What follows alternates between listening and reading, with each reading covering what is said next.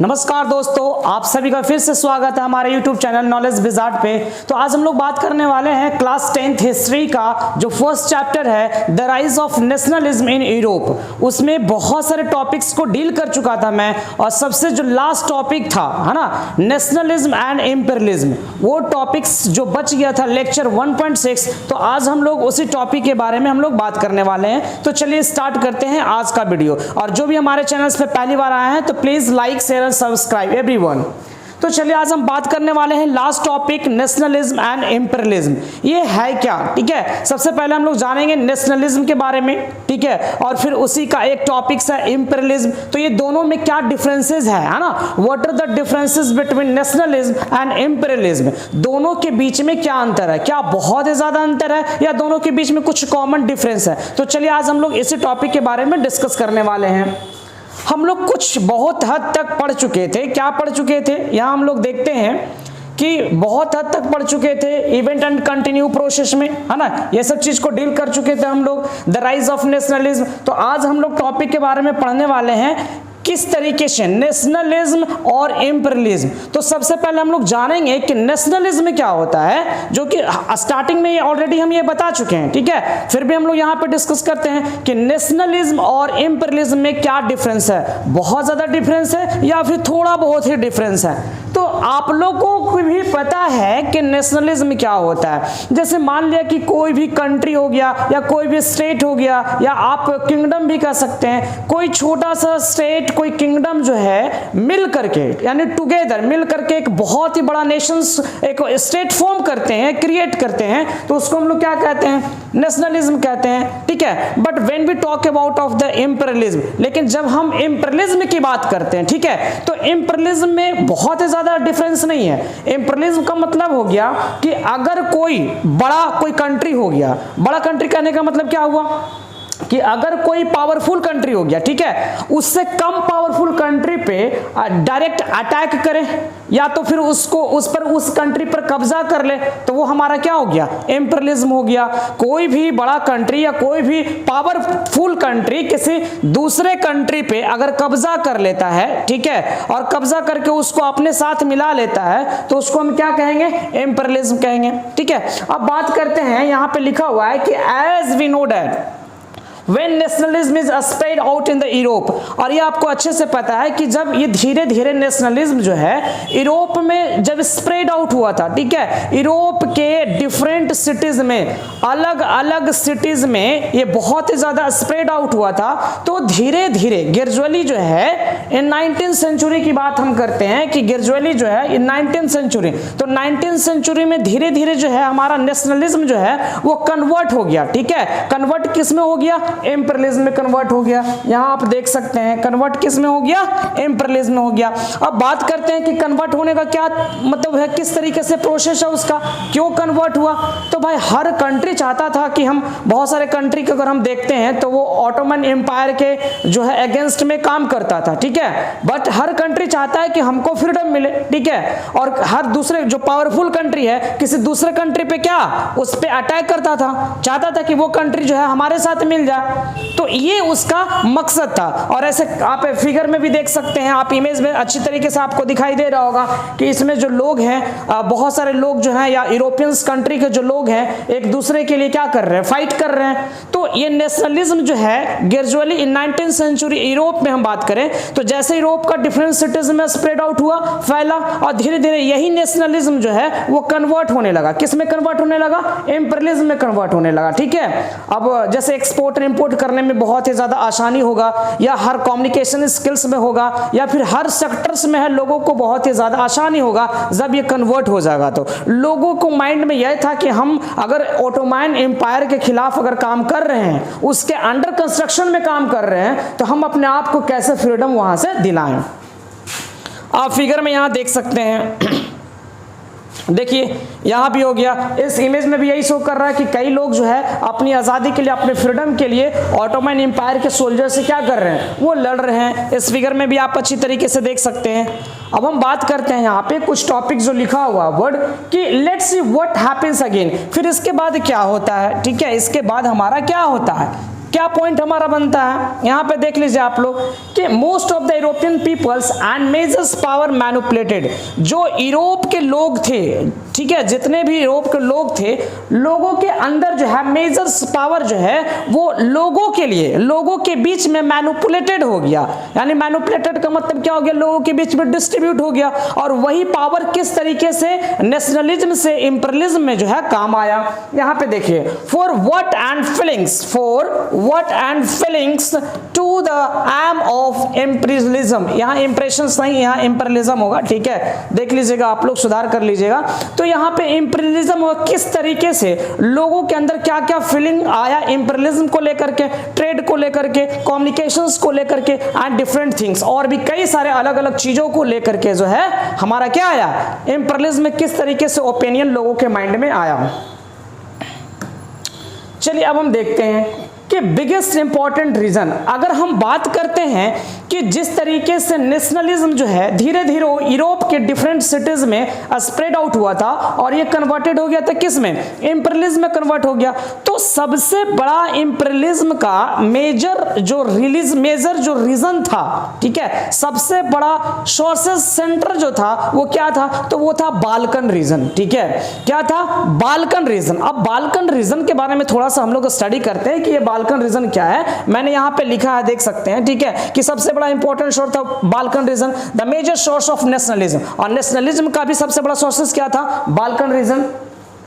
You have remembered, आपको यह पढ़ाया गया था और आपको याद भी होगा कि spread of the romanticism, romanticism जो है वो बाल्कन रीजन के अंदर ही प्रोड्यूस हुआ था, ठीक है। और ये हर चाहता था कि यूरोपियन पीपल्स जो है, ठीक है, वो ओटोमन एम्पायर के खिलाफ, ओटोमन एम्पायर के अंडर कंस्ट्रक्शन में जो काम कर रहा था, तो वो यूरोपियन पीपल चाहता था कि हम इससे क्या हो जाए, फ्रीडम हो जाए, यानी जो है इंडिपेंडेंट होना चाहता था, सेपरेट होना चाहता था, अलग होना चाहता था। किससे अलग होना चाहता था, तो ओटोमन एम्पायर से, जो इसके अंडर कंस्ट्रक्शन में काम करता था, उससे वो क्या होना चाहता था, अलग होना चाहता था। इसको हम इमेज से हम लोग समझने की कोशिश करते हैं, ठीक है। आज थोड़ा लगता है गला बैठा हुआ है बाबू।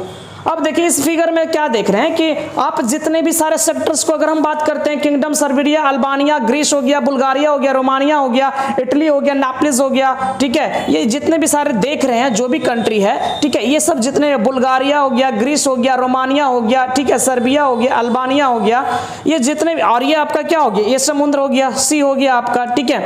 तो ये सब जितने भी सारे थे, ये जो भी आपको दिखाई दे रहा है, ये सारे काम किसके लिए करते थे, ओटोमन टर्की के लिए काम करते थे, इसके अंडर कंस्ट्रक्शन में काम करते थे। तो ये जितने भी सारे ये जो देख रहे हैं आप, और ये भी चाहता था क्या, कि हम आजाद हों, ग्रीस हो गया, बुल्गारिया, रोमानिया, ठीक है, सर्बिया, कि हम उससे क्या हो, फ्रीडम हो, हमको भी आजादी मिले, हम लोग इंडिपेंडेंट होना चाहते थे। ऐसा नहीं है कि जिंदगी भर ओटोमन टर्की के अंडर कंस्ट्रक्शन में हम काम करते रहे, ऐसा कुछ भी नहीं है, ठीक है। अब वही चीज हो गया यहाँ भी, ठीक है। ये मिडिल ईस्ट में देखिए, ये फिगर हो गया आपका, फिनलैंड, स्वीडन हो गया, डेनमार्क हो गया, ठीक है, नॉर्वे हो गया, ये रशियन एम्पायर हो गया, पोलैंड हो गया, ये सेंट्रल यूरोप हो गया, ठीक है, ये हंगरियन एम्पायर हो गया, ये आपका जर्मन एम्पायर हो गया, ये स्विट्जरलैंड हो गया, ये फ्रांस हो गया। यहीं से हमारा फ्रांस रेवोल्यूशन स्टार्ट हुआ था ना, 1789 में हुआ था, जुलाई में हो गया। ये आपका स्पेन का पार्ट हो गया, पुर्तगीज हो गया। और सबसे पहले आपको ये भी मालूम होना चाहिए कि अगर इंडिया में बिजनेस करने के माध्यम से अगर आया तो वो पुर्तगीज ही आया था, ठीक है, सबसे पहले हमारा पुर्तगीज ही आया था। उसके बाद हमारा डच हुआ, डैनिश हुआ, फ्रांसीसी हुआ, उसके बाद स्वीडिश हुआ, तो लास्ट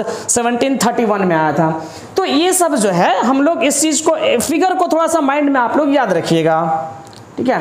अब हम बात करते हैं कि यूरोपियन पावर आने के बाद क्या हुआ, ठीक है, यूरोपियन पावर आने के बाद क्या हुआ, बाल्कन रीजन में जो भी लोग थे, मैंने कहा ना कि बाल्कन रीजन के अंदर बुल्गारिया हो गया, सर्बिया हो गया, है ना, रोमानिया हो गया, और भी कई सारे जो अदर कंट्री हैं, वो ओटोमन एम्पायर के अंडर कंस्ट्रक्शन से वो इंडिपेंडेंट होना चाहते थे, सेपरेट होना चाहते थे, अलग होना चाहते थे, ठीक है। तो क्या अलग होने के लिए फाइट तो हमें करना पड़ेगा, वार तो करना पड़ेगा। तो वार किससे करोगे, दूसरे कंट्री के लोगों से ही करोगे, है ना, विद पीपल, लोगों से वार किया। अब लोगों से वार करने का मतलब है कि सबसे बड़ा रीजन क्या है, देखो रीजन ये हमारा कि रशियन हो गया, इंग्लैंड हो गया, या जर्मनी हो गया, या इसके साथ साथ अगर हम और कंट्री की बात करते हैं और इसके नियर बाई जो प्लेस था, ठीक है, तो नियर बाई प्लेस का सबसे बड़ा फायदा क्या है, ठीक है, उसका प्रॉफिट क्या है, ये लोग चाहते थे कि यहां से जो ट्रेड्स करना है बहुत ही आसान होगा, ठीक है।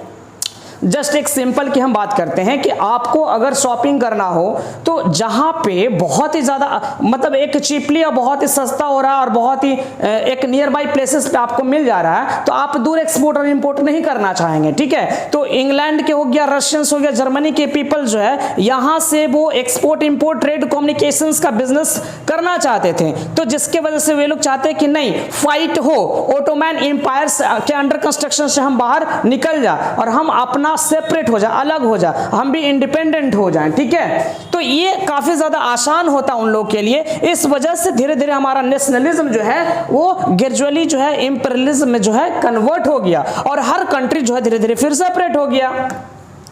चलिए यहां पे भी लिखा हुआ है कि वर्ल्ड वॉर अगर हम फर्स्ट की बात करते हैं जो कि 1914 से लेकर 1918 तक हुआ था, 4 साल चला था, 1914 से लेकर के 1918 तक चला था, जिसमें से 37 कंट्री पार्टिसिपेट किए थे, याद रखिएगा, ठीक है। 37 कंट्री पार्टिसिपेट किए थे। और इसी अगर हम WW2 की बात करें, सेकंड वर्ल्ड वॉर की अगर हम बात करें तो सेकंड वर्ल्ड वॉर कितना चला था, 6 ईयर तक चला था। कब से कब तक चला था, 1939 से लेकर के 1945 तक चला था, ठीक है। और इसमें से आपका 61 कंट्री पार्टिसिपेट किया था, याद रखिएगा, कितना कंट्री, 61 कंट्री पार्टिसिपेट किया था। अब हम बात करते हैं कि but colonized nations begin to oppose, ठीक है। लेकिन ट्रेड करना तो उन लोग के लिए आसान हो गया, लेकिन अगर मान लिया कि आसपास के और भी लोग हैं तो वो धीरे धीरे तो अपोज करेगा ना। ओटोमैन एम्पायर के साथ में वो एक अंडर कंस्ट्रक्शन में काम करते थे, तो धीरे धीरे लोग उसको इंपोज करना चालू कर दिया कि भाई अब हम तुम्हारे लिए काम नहीं करेंगे, अब हमको आजादी चाहिए, सेपरेट चाहिए, अलग चाहिए, ठीक है। तो धीरे धीरे हमारा क्या हुआ, यहाँ पे नोट में लिखा हुआ है कि फाइनली द ओपिनियन कंसेप्ट, लोगों के दिमाग में ये कंसेप्ट आया। जैसे एक बात बताओ, हमारा भारत देश जो है ब्रिटिश के गुलाम था, तो ब्रिटिश के गुलाम था, तो धीरे धीरे मोमेंटम या कोई भी मूवमेंट को जब लागू किया गया, कोई भी मूवमेंट के चालू किया गया, कोई भी फ्रीडम फाइटर्स के द्वारा चालू किया गया हो, महात्मा गांधी ले लो, सुभाष चंद्र बोस ले लो, या किसी भी फ्रीडम फाइटर्स का नाम ले लो, तो वो मूवमेंट जो है अचानक तो तेज नहीं हुआ होगा, वो मूवमेंट गेंड मोमेंटम तुरंत तो नहीं आया होगा, उसमें थोड़ा सा वक्त लगा होगा, उसमें बूढ़े बच्चे महिला जितने भी थे सारे उस मूवमेंट में कूद गए। तो ऐसा तो नहीं ना कि इस मूवमेंट को आज स्टार्ट किया गया कल होकर के सारे कूद गए, ऐसा कुछ भी नहीं है। तो opinion, concept, idea, motto was accepted by all over the world, ठीक है। यानी पूरे दुनिया के लोगों के द्वारा ये एक्सेप्ट किया गया या लोगों के माइंड में ये चीज ओपिनियंस आया, तो फिर जा करके जो है क्या है, नेशनलिज्म, इंपीरियलिज्म, यानी नोट, यानी नेशनलिज्म अलग हो गया, इंपीरियलिज्म अलग, बहुत ही दोनों में ज्यादा मतलब डिफरेंस नहीं है, ठीक है। नेशनलिज्म हो गया कि एक छोटा छोटा स्टेट हो गया, कंट्री हो गया, किंगडम हो गया, मिल करके एक नया मतलब जो है एक स्ट्रॉन्ग नेशंस को फॉर्म करे। और इंपीरियलिज्म हो गया कि कोई भी एक पावरफुल कंट्री जो है कम पावरफुल कंट्री वाला पे क्या करे, अटैक करे, ठीक है। तो ये चीज हो गया, इंपीरियलिज्म हो गया। तो इसके बाद जब नेशनलिज्म जो है इंपीरियलिज्म के इक्वल नहीं हुआ तो क्या रिजल्ट हमारा हुआ, फिर सोशलिज्म आया। जब नेशनलिज्म जो है धीरे धीरे कन्वर्टेड हुआ इंपीरियलिज्म में, तो हमारा रिजल्ट क्या आया, जो रिजल्ट हमारा आया वो क्या आया, सोशलिज्म आया, रिपब्लिक आया, ठीक है, लिबर्टी आया। यानी हर कंट्री को धीरे धीरे क्या हुआ, वो आजादी मिल गया। यानी ओटोमैन एम्पायर के अंडर कंस्ट्रक्शन में जो काम करता था उसे क्या हुआ, लोग हट गए, यानी लोग अलग अलग हो गए, सेपरेट अलग अलग नेशंस बन गया। और ओटोमैन टर्की से क्या हुआ, उसको आजादी भी मिल गया अंडर कंस्ट्रक्शन में जो काम करता था, ठीक है। तो ये हमारा टॉपिक्स था नेशनलिज्म एंड इंपीरियलिज्म, जो कि क्लास 10th हिस्ट्री का फर्स्ट चैप्टर का लेक्चर 1.6 था, जो हमारा खत्म हो चुका है। यानी पहला जो चैप्टर्स था हमारा पूरी तरीके से एंड हो चुका है। अब लास्ट में आपको इससे रिलेटेड टोटल 50 या 100 MCQ आपको देंगे। MCQ आपको अपलोड कर दिया जाएगा कुछ दिनों के बाद, बिल्कुल देखना ना भूलें। और ये आपके एग्जाम बोर्ड के लिए, क्लास 10th बोर्ड के लिए MCQ क्वेश्चंस और वीडियो बहुत ही ज्यादा इंपॉर्टेंस होने वाले हैं। ऐसा नहीं है कि मैं नोट्स की तरह आपको बता रहा हूं, इसमें से जो इंपॉर्टेंस टॉपिक्स है, जो इंपॉर्टेंट पॉइंट्स है, टू द पॉइंट्स जो है मैं यहां पे आपको डील कर दे रहा हूं। आप वीडियो को लास्ट तक देखें ताकि आपका हर एक पॉइंट जो मैं बता रहा हूं आपके माइंड में फिक्स हो जाए, और वो जो भी MCQ क्वेश्चंस आएंगे वो आपका MCQ क्वेश्चन छूटेगा नहीं, ठीक है। तो आप लोग जो लास्ट हम आप लोगों को टोटल मल्टीपल चॉइस क्वेश्चंस यानी ऑब्जेक्टिव क्वेश्चंस, MCQ क्वेश्चन जो अपलोड करेंगे वो भी बिल्कुल देखें, और हर वीडियो को लास्ट तक देखें ताकि जितने भी जो कंफ्यूजन है आपका वो कंफ्यूजन क्लियर हो सके और आप MCQ का सही तरीके से जो है ऑप्शन चूज कर सकें।